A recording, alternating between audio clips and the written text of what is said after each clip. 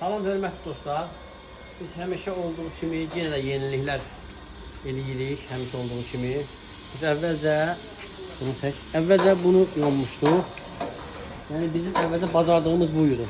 Bunu yonduq. Baxdıq ki, bundan yaxşısını da yonmaq olar. Ondan sonra keçdik, indi keçmişik buna.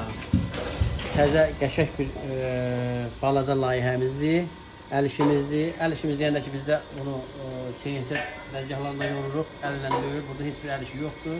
Bu gördüyünüz bunu bağlamaq üçündür burada artıq. Bunu sonra götürürük. Yəni biz indi paylaşırıq, sonra bunu geri paylaşırıq inşallah.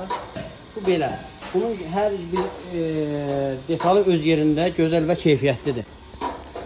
Ondan sonra keçirik bunun arxa tərəfinə baxırıq. Deməli bu bunun saçlarıdır. Baxın.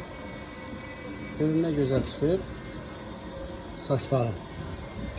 Yəni biz yeniliklər eləməyə davam eləyirik inşallah. Allahın köməkliyi ilə.